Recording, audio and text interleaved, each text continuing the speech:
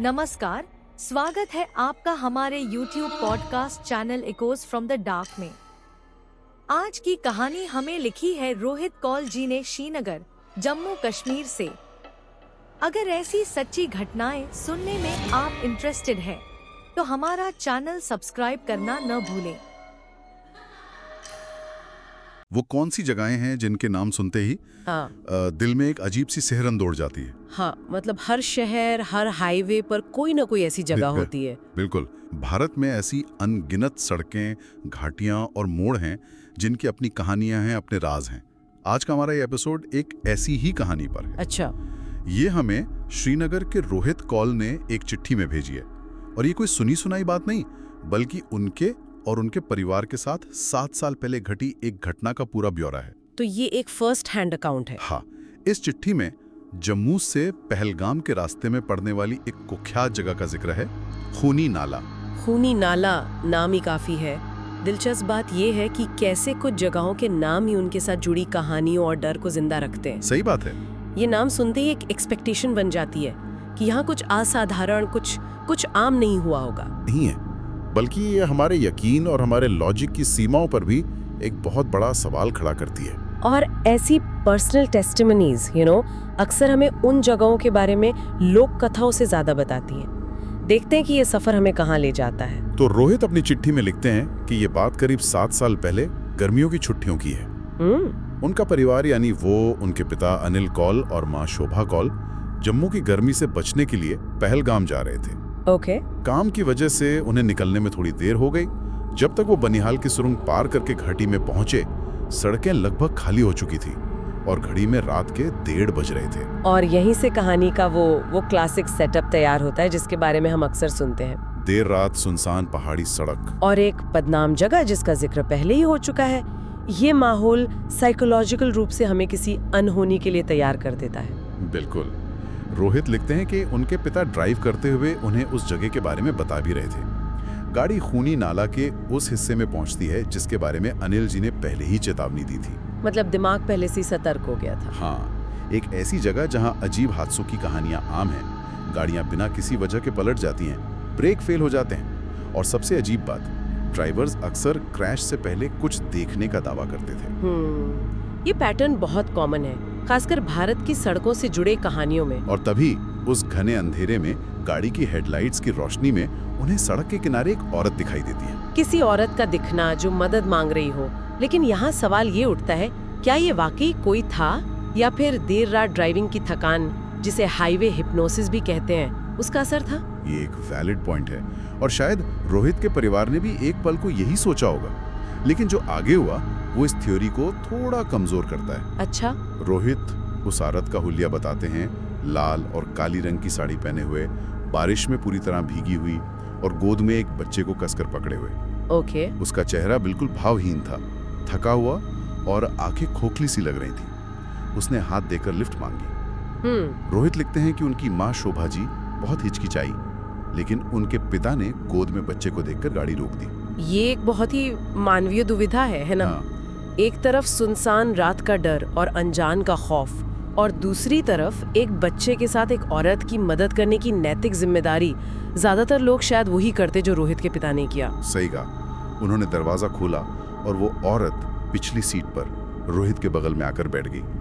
रोहित लिखते हैं कि जैसे ही वो अंदर बैठी, गाड़ी के अंदर एक अजीब तेज ठंडक महसूस हुई। अचानक से? हाँ, और वो इसे साफ तौर पर लिखते हैं, ये पहाड़ों की आम ठंड नहीं थी, ये कुछ और थी, जैसे हवा अचानक पतली और बेजान हो गई हो। A lifeless cold। एक मिनट, इस ठंड वाली बात पर रुकते हैं। अचानक तापमान का गिरना पैरानॉर्मल अनुभवों की कहानियों का एक क्लासिक ट्रोप है जी।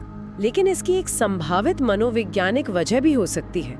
जब हम बेहद डर जाते हैं तो हमारा शरीर फाइट और फ्लाइट मोड में चला जाता है और हमें अचानक ठंड महसूस हो सकती है। ये बहुत दिलचस्प सवाल है, लेकिन कहानी में कुछ और भी फिजिकल डिटेल्स हैं। रोहित बताते हैं कि उस औरत के बैठते ही उनकी माँ के सिर में तेज दर्द शुरू हो गया। अच्छा। और सिर्फ यही नहीं, कार के शीशों पर अंदर से धुंध जमनी शुरू हो गई, जबकि बाहर बारिश हो रही थी। अंदर से? हाँ, अंदर से। अंदर इतनी ठंड हो गई कि उनके मुंह से भाप निकलने लगी और ये ये गर्मियों की रात थी। तो ये बहुत अहम डिटेल है। मुंह से भाप निकलना सिर्फ एक एहसास नहीं है, ये एक फिजिकल एविडेंस है कि कैबिन का तापमान सच में गिरा था। बिल्कुल। और माँ का सिरदर्द, धुंध का जमना, ये सब एक साथ हो रहा है। ये एक शेयर्ड एक्सपीरियंस है, सिर्फ एक व्यक्ति का वहम नहीं। और वो चुप बच्चा, वो रो क्यों नहीं रहा? ये अननेचुरल साइलेंस कभी कभी चीखों से ज्यादा डरावना होता है।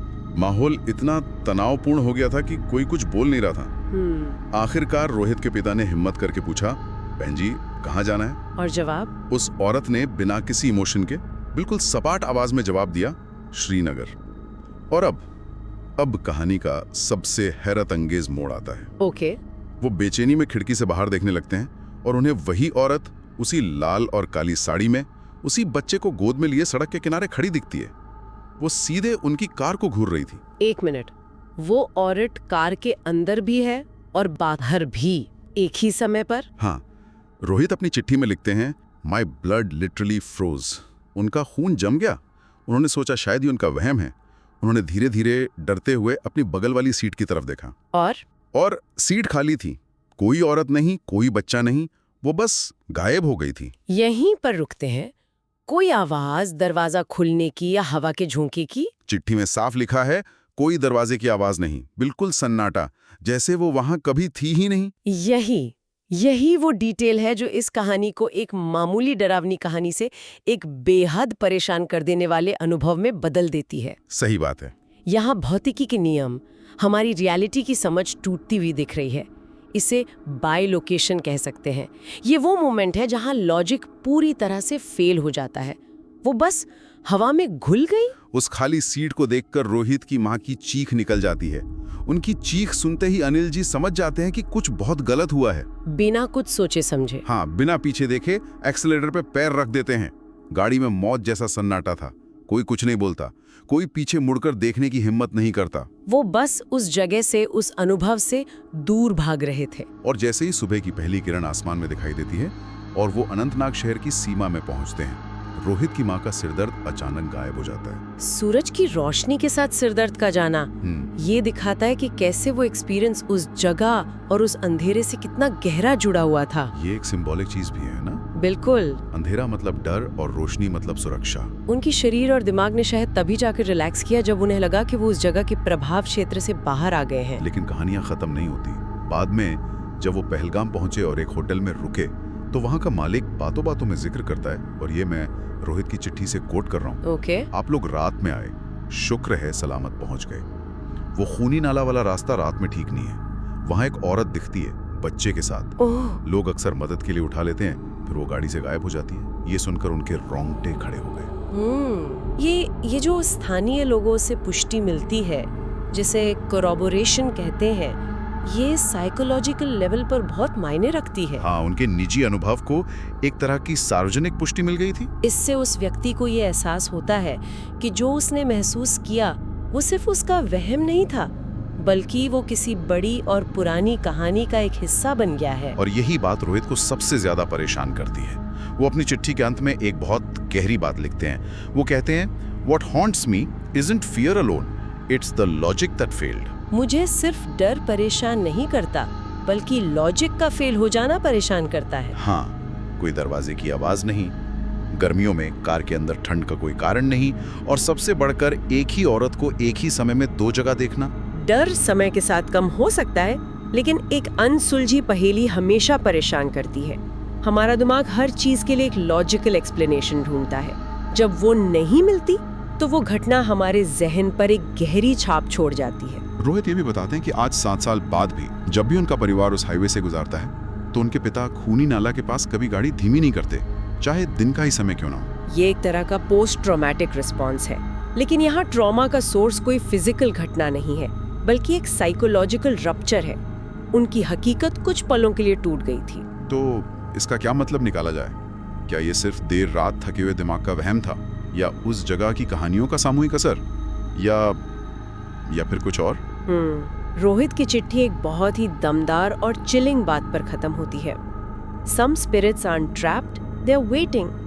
कुछ आत्माएं फंसी हुई नहीं होती, वो इंतजार कर रही होती हैं। जी। ये कहानी हमें सोचने पर मजबूर करती है कि हमारी यादें कैसे बनती हैं और वो हमारी हकीकत को कैसे आकार देती हैं। वो कुछ मिनट रोहित और उनके परिवार की जिंदगी का एक स्थायी हिस्सा बन गए हैं। बिल्कुल। और वो ठंड, वहाँ का सरदर्द, शीशों पर जमी धुंध, खाली सीट, ये सब इतने फिजिकल डिटेल्स हैं कि इन्हें सिर्फ वहम कहकर खारिज करना भी बहुत मुश्किल लगता है। एक आखिरी विचार, इस तरह की कहानियां सुनकर एक सवाल हमेशा मन में आता है, क्या ऐसी जगहें वाकई अपनी कहानियों की ऊर्जा को संभाले रखती हैं, या फिर ये हमारी कहानियां हैं जो उन वीरान जगहों को जिंदा रखती हैं, उन्हें एक पहचान देती हैं? क्या जगह कहानी को जन्म देती है या कहानी उस जगह को बनाती है? सोचने वाली बात है। ये कहानी सुनने के लिए बहुत बहुत धन्यवाद। अगर आप भी हमारे साथ अपना एक्सपीरियंस शेयर करना चाहते हैं तो लिख भेजिए हमें अपनी कहानी। हमारा ईमेल आईडी है ecosfromthedark.official@gmail.com। आपकी कहानी का इंतजार रहेगा। फिर मिलते हैं अगले एपिसोड में। चैनल को सब्सक्राइब करना ना भूलें।